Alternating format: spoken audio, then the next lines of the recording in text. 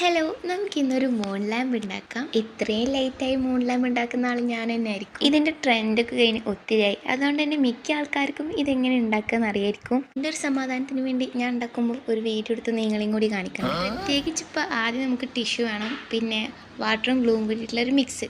ഈ ഒരു മിക്സിൽ നമ്മൾ ശ്രദ്ധിക്കേണ്ട ഒരു ഇമ്പോർട്ടൻറ്റ് കാര്യം എന്ന് വെച്ചാൽ വേറെ ഒന്നുമില്ല, നമ്മളെടുക്കുന്ന വാട്ടറിൻ്റെ എമൗണ്ടിനെക്കാട്ടും കൂടുതൽ എമൗണ്ട് വേണം ഗ്ലൂ എടുക്കാൻ. ഞാൻ ചെയ്യുന്നത് ഈ ലാസ്റ്റിലൊക്കെ നമ്മൾ ബലൂൺ പൊട്ടിക്കില്ലേ, ആ സമയത്ത് നമ്മൾ ഈ ചെയ്ത കോട്ടിങ് ടിഷ്യൂവിൻ്റെ കോട്ടിങ് എല്ലാം കൂടി ചുരുങ്ങി വരും. അപ്പം അങ്ങനെ വരാണ്ടിരിക്കാൻ വേണ്ടിയിട്ടാണ് കേട്ടോ ഇങ്ങനെ ചെയ്യുന്നത്. വേണമെങ്കിൽ ഇത് നമ്മൾ 3 ലെയറായിട്ടാണ് ചെയ്യുക. അപ്പോൾ ലാസ്റ്റത്തെ ലെയർ ചെയ്യുമ്പോൾ കുറച്ച് ഗ്ലൂ എടുത്തിട്ട് കൂടുതൽ എമൗണ്ട് വാട്ടർ എടുക്കാം, അങ്ങനെ ചെയ്യാം കേട്ടോ. ഞാൻ ചെയ്യുന്ന കാര്യങ്ങൾ ഒന്നും കൂടി ഡീറ്റെയിൽ ആയിട്ട് കാണുന്നുണ്ടെങ്കിൽ ഞാൻ ചാനലിൽ മൂൺ ലാമ്പ് ഉണ്ടാക്കുന്ന ഒരു ഡീറ്റെയിൽ ആയിട്ടുള്ള ലോങ് വീഡിയോ അപ്ലോഡ് ചെയ്തിട്ടുണ്ട്. അപ്പോൾ റിലേറ്റഡ് വീഡിയോയിൽ ഞാൻ കൊടുക്കാം, അപ്പോൾ അത് കാണാൻ താല്പര്യമുള്ളവർ കാണുക. അതിൽ ഞാൻ ഈ മൂൺ ലാമ്പ് ഉണ്ടാക്കുമ്പോൾ അധികം അത് ശ്രദ്ധിക്കാത്ത കുറച്ച് കാര്യങ്ങൾ ഉണ്ടാവില്ലേ, അപ്പോൾ അതും കൂടി ശ്രദ്ധിച്ചുണ്ടാക്കുകയാണെങ്കിൽ നമ്മുടെ മൂൺ ലാമ്പ് ഫൈനൽ ലുക്ക് അടിപൊളിയായിരിക്കും.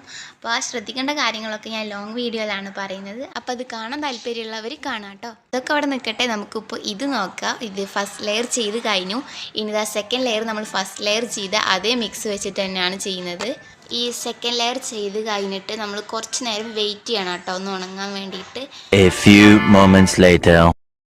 ഈ ഫസ്റ്റ് ലെയറും സെക്കൻഡ് ലെയറും ചെയ്തിട്ട് കുറച്ച് നേരം വെയിറ്റ് ചെയ്യണം. ഒന്ന് കുറച്ച് നേരം ഉണങ്ങിയതിന് ശേഷം മാത്രം നമ്മൾ തേർഡ് ലെയർ ചെയ്യാൻ പാടുള്ളൂ. ഞാൻ ഫസ്റ്റ് ലെയറും സെക്കൻഡ് ലെയറും ചെയ്യുമ്പോൾ ഒരു ടിഷ്യൂനെ 4 പീസായിട്ട് കട്ട് ചെയ്തിട്ട് അങ്ങനെയാണ് ഞാൻ ചെയ്തത് കേട്ടോ. ശരിക്കും അങ്ങനെ ചെയ്യണമെന്നൊന്നുമില്ല, ഞാൻ എൻ്റെ ഒരു ഇതിൽ ചെയ്തതാണ്. ഇനി നിങ്ങൾക്ക് കട്ട് ചെയ്യാൻ ആ വക കാര്യങ്ങളൊക്കെ മടിയുള്ളവരാണെങ്കിൽ നിങ്ങൾക്ക് ടിഷ്യൂ അങ്ങനെ തന്നെ വെച്ച് ചെയ്യുന്നതാണ് നല്ലത് കേട്ടോ. ഞാൻ ഈ വീഡിയോ എടുക്കുമ്പോൾ തന്നെയാണ് മൂൺ ലാമ്പ് ഫസ്റ്റ് ടൈം ഉണ്ടാക്കുന്നതും. അപ്പോൾ ഫൈനലൊക്കെ ഞാൻ ഇത്രക്കും അടിപൊളിയാവുന്നൊന്നും വിചാരിച്ചിട്ടുണ്ടായിരുന്നില്ല.